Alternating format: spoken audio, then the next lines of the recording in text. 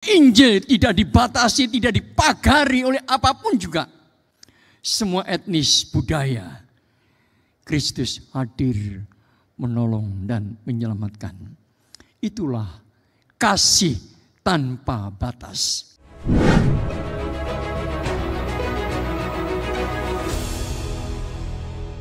Saudara, hari ini Bapak Ibu hanya lihat saya, tidak usah lihat di gambar, tidak ada gambarnya ini saudara, kecuali gambar saya di situ ya.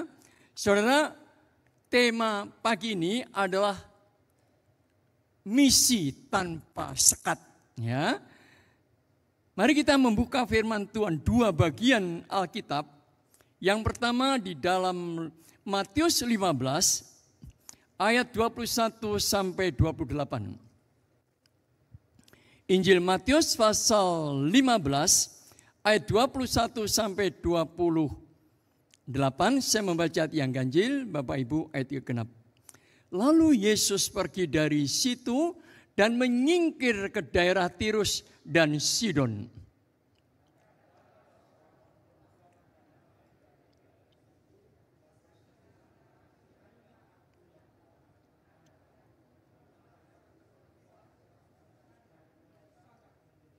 Tetapi Yesus sama sekali tidak menjawabnya. Lalu murid-muridnya datang dan meminta kepadanya, suruhlah ia pergi, ia mengikuti kita dengan berteriak-teriak.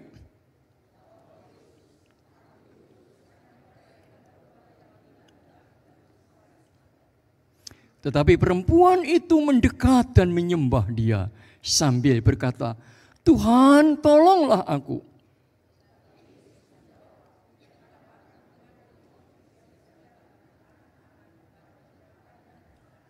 Kata perempuan itu, benar Tuhan, namun anjing itu makan remah-remah yang jatuh dari meja tuannya.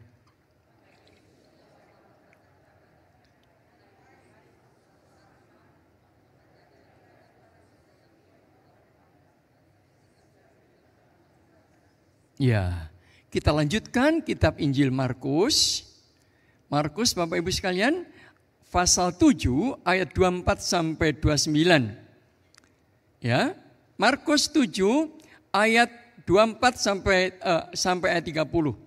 Saya bacakan ayat genap, Bapak Ibu, ayat yang ganjil. Lalu Yesus berangkat dari situ dan pergi ke daerah Tirus. Ia masuk ke sebuah rumah dan tidak mau bahwa ada orang yang mengetahuinya. Tetapi kedatangannya tidak dapat dirahasiakan.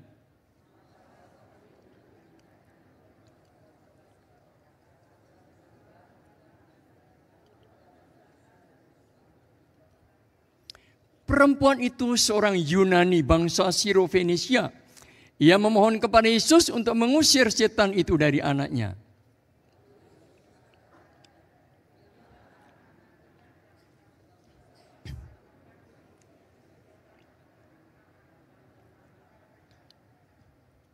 Tetapi perempuan itu menjawab, benar Tuhan. Tetapi anjing yang di bawah meja juga makan remah-remah yang dicatuhkan anak-anak.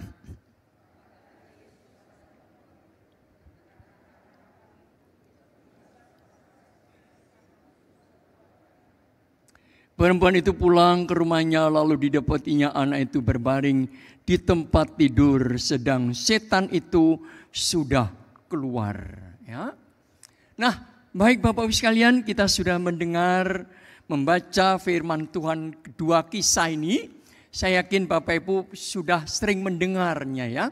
Kita akan membahas bersama-sama dengan tema misi tanpa sekat, misi tanpa batas, misi tanpa pagar, tidak ada pagarnya. Ya, saudara, amanat agung Tuhan Yesus ditulis di dalam 4 Injil dan 1 Kisah Rasul. Di dalamnya berisi jangkauan Injil. Bahwa Injil itu untuk semua bangsa, untuk segala makhluk, semua etnis, segala penjuru. Bahkan dikatakan Yerusalem, Yudea, dan Samaria. Bahkan sampai ke ujung bumi. Saudara Ali menyatakan betapa Injil untuk semua bangsa. Injil tidak eksklusif untuk suku bangsa tertentu, untuk golongan tertentu, untuk tertentu saja tidak ada. Tapi untuk semua bangsa. Saudara, dalam perikop ini kita melihat satu hari Tuhan menyingkir dari tempat itu. Dari daerah Galilea dia pergi ke daerah Tirus dan Sidon. Saudara, kata menyingkir itu punya makna. Yang pertama, saudara, menyingkir, ada sesuatu di sana.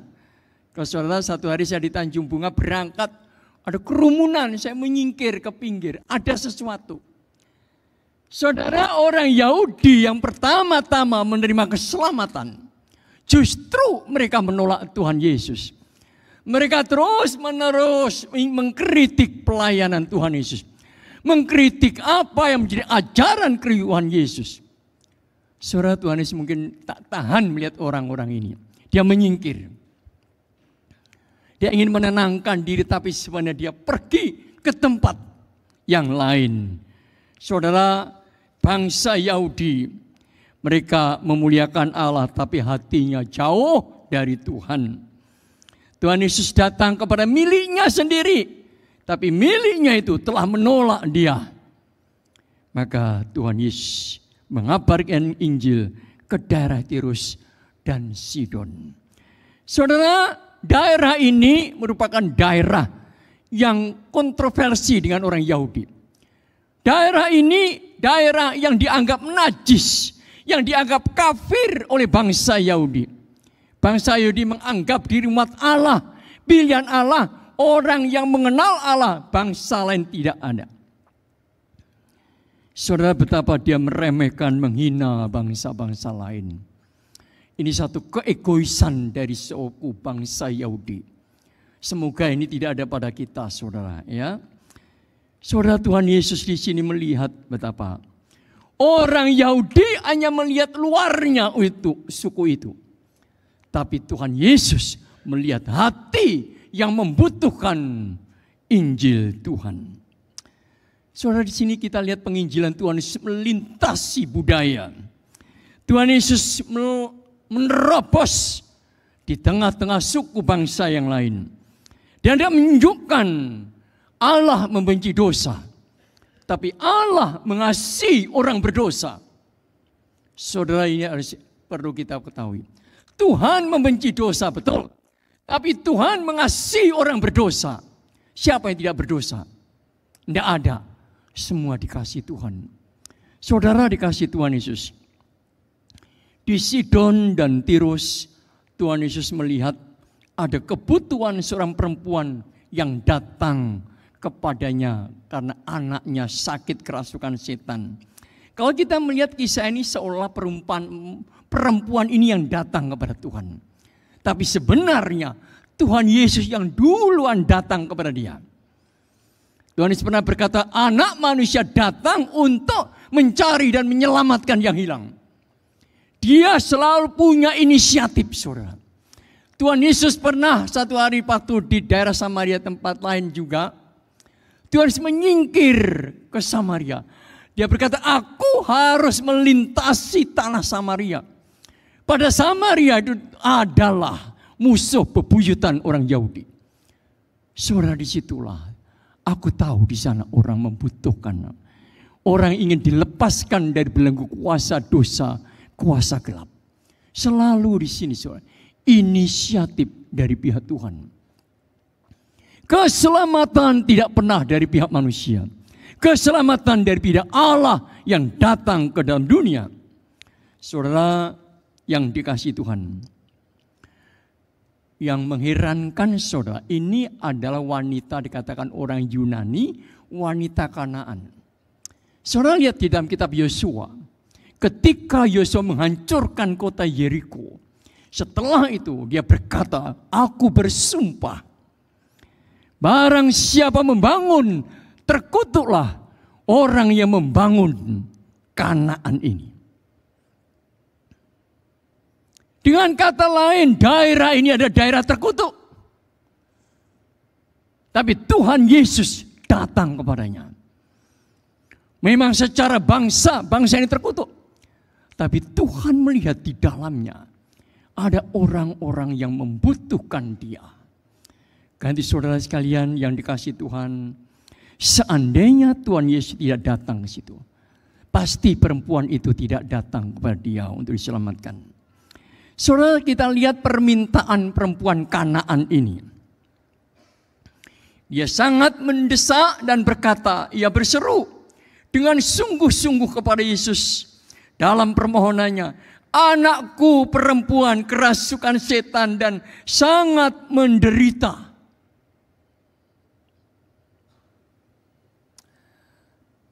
Tahun 91 sampai sekarang, bahkan tahun 82 saya pelayanan di Medan. Banyak penyakit diderita jemaat Tuhan. Tapi yang ini memang ada di Makassar ini, ada 1, 2, kami berjuang. Saudara, betapa langkanya orang yang sakit ini. Sangat menderita bosnya. Orang yang kerasukan setan. Karena dia dianiaya oleh setan. Jam 1 malam Pendeta Anggung telepon saya. Pak Kuko, saya bangun, saya lihat HP saya bunyi. Ada apa Pak?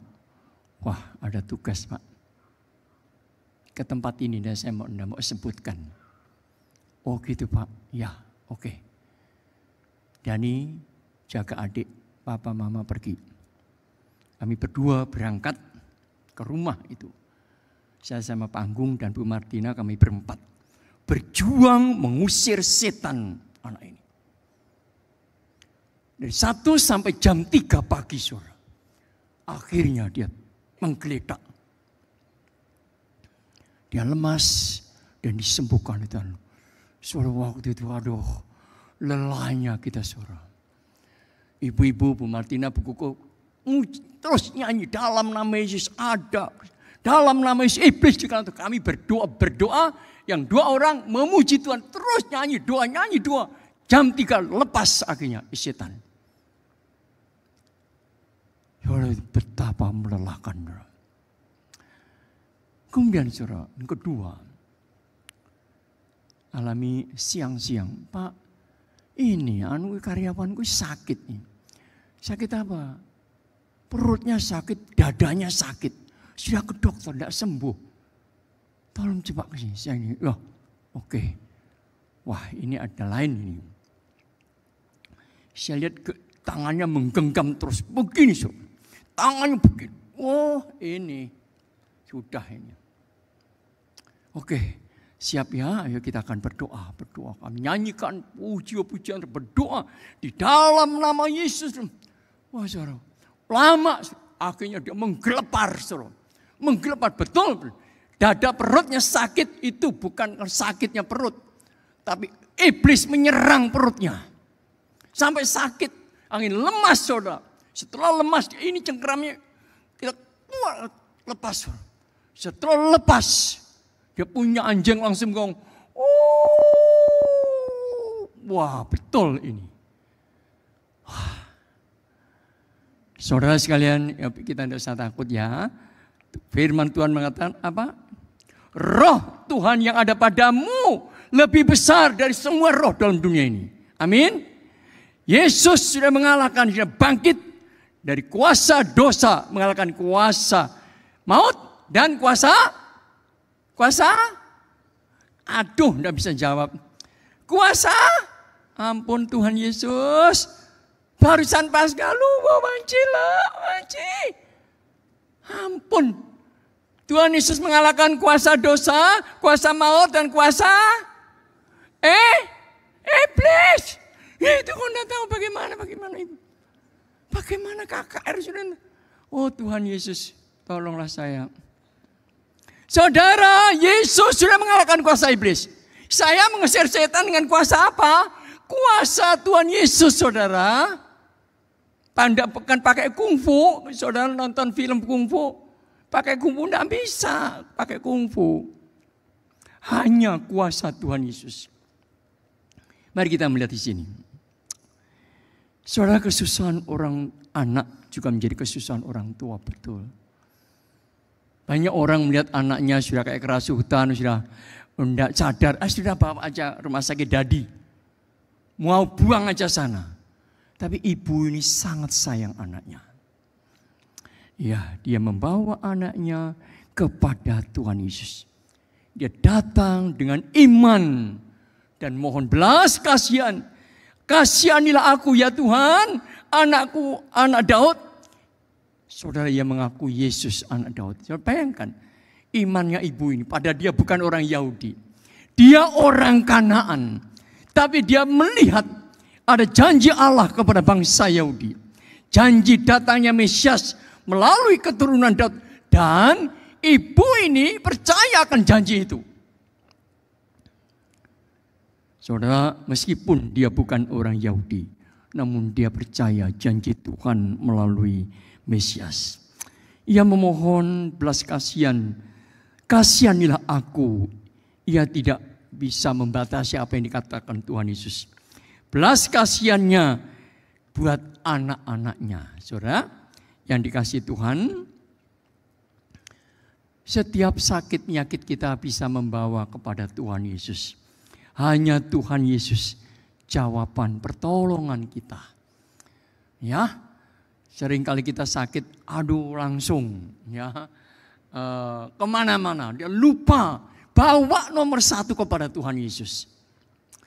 Saudara, bagaimana respon Tuhan Yesus? Ibu ini yang meraung-raung mohon pertolongannya. Jelas anaknya menderita karena setan menganiaya dalam tubuh anak perempuan. Anak perempuan, bukan anak laki-laki. Saudara, saya sangat terperanjat dengan perkataan Tuhan Yesus. Tetapi Yesus sama sekali tidak menjawab. Saudara, kalau berdoa terus ada suara, tetapi Tuhan sama sekali tidak menjawab. Bagaimana saudara? Selama ini telinga Tuhan Yesus selalu terbuka. Selalu mendengar jeritan hati orang. Mulutnya menghiburkan, menguatkan seperti madu yang manis. Namun kenapa kepada wanita Kanaan ini Tuhan sama sekali menutup telinganya? Kenapa Tuhan tidak mau berbicara, tidak menjawab? Mungkin dalam hati kita pikir, sungguh-sungguh kenapa wanita ini terus kok tidak pergi saja? Ngapain dia ke situ? Inikah dia yang dikenal belas kasihan, lemah lembut? Tapi sama sekali tidak peduli. Masakan permohonanku juga ditolaknya. Seandainya dia seorang yang penuh rahmat, membungkukkan, memberikan belas kasihan. Tapi kenapa sekarang dia jauh dariku? Saudara yang kasih Tuhan, pertanyaan ini timbul di hati orang ini. Pasti kita juga begitu, saudara. Kenapa Tuhan seolah jauh dariku?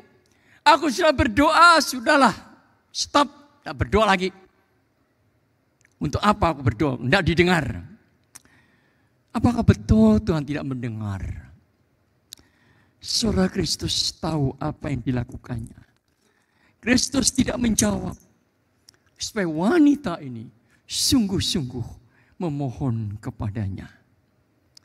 Meskipun Tuhan Yesus tidak langsung memberikan jawaban. Tapi Tuhan Yesus ingin melihat kedalaman hati iman ibu ini. Saudara, seringkali Tuhan tidak menjawab doa kita. Kita langsung sudah stop sampai di sini, tidak usah berdoa. Tapi wanita nanti kita lihat, wanita apa seperti itu. Begitu tidak menjawab langsung, sudahlah, pergi aja, lari aja. Tidak ada gunanya ke sini. Saudara, ini jawaban pertama. Jawaban pertama aja membuat kita yang mendengar, melihat, sudahlah. Habis sudah. Jawaban yang kedua lagi lebih ngeri, saudara. Tuhan Yesus berkata, biarlah anak-anak kenyang dahulu. Sebab tidak patut mengambil roti yang disediakan bagi anak-anak. dan melemparkannya kepada anjing. Aduh, ini menyakitkan, saudara.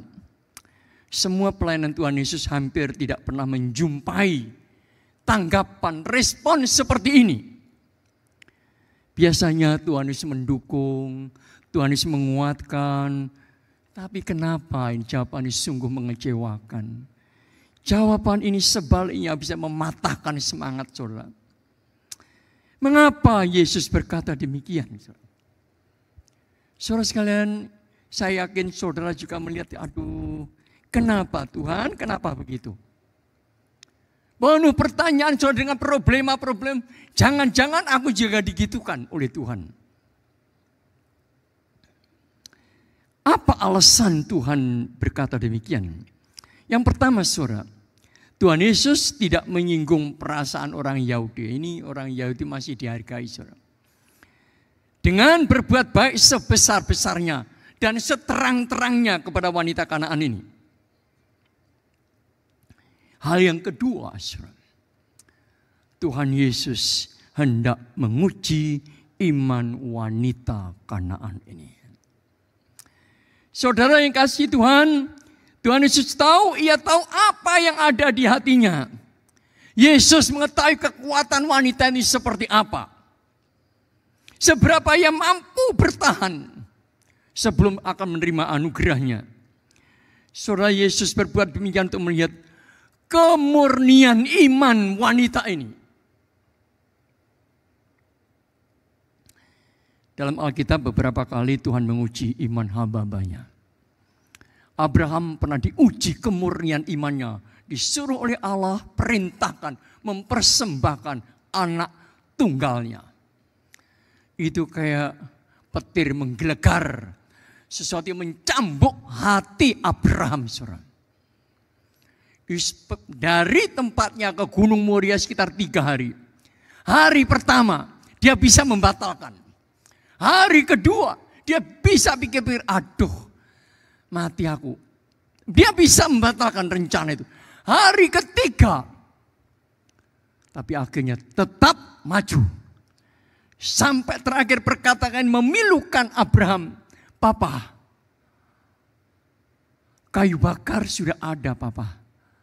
Mana dombanya? Oh saudara, waktu itu Abraham hancur hati. Nah, dombanya itu kamu sendiri. Saudara sekalian kasih Tuhan, Tuhan kadang menguji iman kita itu mengerikan sekali. Tapi Tuhan tahu memberi kekuatan kepada anak-anaknya. Yakub pernah bergumul dengan Allah. Bergumul sampai akhirnya dia menang. Melawan Allah, saudara, bagaimana dia menang? Siapa yang menang? Allah atau dia? Kemenangannya di mana? Yakub waktu itu dipatahkan pangkal pahanya oleh Allah. Di mana kemenangannya? Waktu pangkal pahanya dipatahkan oleh Allah, Yakub meraung menjerit kepada Allah. Jangan tinggalkan aku sebelum kau berkati. Jangan tinggalkan aku. Di situ hancur hati Allah melihat penderitaan Yakub. Saudara, Allah menguji iman kita. Tapi sebenarnya hati Tuhan, hati yang penuh kasih sayang. Dia melihat anaknya, dia tidak akan sampai hati. Saudara yang kasih Tuhan Yesus, kisah ini ditulis. Banyak cara Tuhan Yesus menolong. Kadang-kadang kita tidak mengerti, kadang kita bingung, Tuhan, kenapa demikian? Kenapa harus menolong? Kamu harus melewati ujian begitu beratnya. Bapak Ibu yang dikasih Tuhan, kita lihat selanjutnya, saudara, kita betul terperanjat. Perempuan ini memahami siapa dirinya. Dia dikatakan enjing, enggak apa-apa. Dia tahu diri. Aku ini orang kafir, orang najis. Benar Tuhan. Tetapi anjing yang di bawah meja juga makan remah-remah yang dijatuhkan anak-anaknya. Ini anjing bukan anjing liar, saudara. Anjing piaraan tuannya yang disayanginya. Namun orang pasti tidak suka dirinya disamakan dengan anjing. Saudara yang dikasihi Tuhan, betapa perempuan ini dia tidak merasa kehilangan harga diri. Walaupun direndahkan gitu, dia tidak merasa kehilangan harga diri. Sebaiknya dengan rendah hati dia tersungkur memohon kepada Yesus agar anaknya dapat disembuhkan. Luar biasa iman ibu ini. Walaupun direndahkan serendah-rendahnya, dia tidak merasa rendah diri. Justru dia merendahkan diri di hadapan Allah. Dia tetap mohon agar anaknya disembuhkan. Dan akhirnya Tuhan berkata, "Hai ibu, besar imanmu." Saudara, betapa saya juga rindu. Tuhan berkata kepada kita semua, "Hai ibu, hai bapak, besar imanmu." Permintaan saudara, jeritan hatimu tidak pernah direndahkan oleh Tuhan. Tuhan tidak pernah mengecewakan saudara dan saya. Bapak yang dikasihi Tuhan Yesus, inilah Tuhan. Allah yang menguji iman anak-anaknya. Tapi Allah yang memulihkan kondisi anak-anaknya. Saudara, puji Tuhan, anaknya akhirnya dilepaskan dari kuasa kegelapan. Puji Tuhan. Melalui kisah ini betapa Injil, saudara, kembali. Injil telah disebarluaskan sampai Tirus dan Sidon. Orang-orang kafir najis mendapatkan anugerah keselamatan. Mujizat luar biasa. Saudara, ini tidak berhenti di sini. Di ayat selanjutnya pasal 7 Markus, Tuhan Yesus menyembuhkan orang sakit tuli, ya, dan gagap. Para penafsir mengatakan bahwa di situ juga orang daerah Sidon dan Tirus kembali kepada Tuhan Yesus mengadakan mujizat di daerah itu kepada orang kafir, orang-orang bukan Yahudi. Terus klimaksnya pasal 8, Tuhan Yesus memberi 4.000 orang, memberi makan 4.000 orang. Di dalamnya ada juga banyak orang-orang kafir yang diselamatkan. Saudara yang dikasihi Tuhan, dari ini kita lihat bahwa Injil tidak dibatasi, tidak dipagari oleh apapun juga. Semua etnis, budaya, Kristus hadir menolong dan menyelamatkan. Itulah kasih tanpa batas. Kan saudara, betapa begitu pentingnya misi Kristus ini. Rasul-rasul melanjutkan misi Kristus. Gereja-gerejanya sampai sekarang ini terus mengabarkan Injil. Misi ini bermakna kekal. Misi ini begitu penting, menentukan hidup mati manusia. Misi ini mengubahkan hidup manusia dari yang jahat menjadi yang baik. Misi ini, saudara sekalian, memberikan kehidupan, menyatakan kasih Allah yang universal. Misi ini menyembuhkan, memulihkan. Misi ini memberikan pengharapan. Misi ini membawa sukacita dan kedamaian. Misi ini, saudara, menyembuhkan mereka yang sakit jiwa, depresi, stres, dan lain sebagainya. Misi ini tidak boleh ditunda. Saudara, karena itu kita terus melakukan misi ini. Tuhan Yesus ketika datang ke Kapernaum dikatakan, ia segera mengajarkan. Petrus ketika mendengar Dorcas sakit dan mati, Petrus segera berangkat ke sana untuk menyembuhkan, membangkitkan Dorcas. Paulus ketika mendengar visi Allah di Makedonia, segera Paulus berangkat Mereka tidak pernah menunda. Saya juga belajar, saudara. Saya belajar ini. Kalau ada telepon itu malam, berarti itu penting. Kalau sampai malam dia telepon, dia mungkin sakit nekat. Dia berani nekat. Mungkin sungkan, oh ini orang tidur. Enggak. Tidak, Pak. Bapak tidak mengganggu saya. Begitu ada telepon, tek, berangkat. Saudara, ketika kita datang, waduh. Saudara, kita mendatangi orang yang di tengah orang istirahat dan dia membutuhkan pertolongan, doakan. Betapa senangnya. Seumur hidup dia tidak akan lupa itu. Saudara, ketika kita suka menunda-nunda. Betapa banyak orang kecewa karena kita menunda. Mari saudara, melalui renungan ini kita boleh diajak mendukung misi Tuhan. Misi tanpa sekat. Kita terlibat di dalamnya. Baik melalui dana, doa. Dan juga terlibat langsung. Mulai dari awal dari rumah kita. Tidak usah jauh-jauh di rumah kita. Ada orang yang mungkin yang membutuhkan Injil Tuhan. Tuhan Yesus berkata, lihatlah sekelilingmu dan pandanglah ladang-ladang sudah menguning dan matang untuk dibuai. Kita harus mengerjakan pekerjaan Dia yang mengutus aku. Selama masih siang akan datang malam, di mana tidak ada seorang pun yang bekerja. Mari kita berdoa.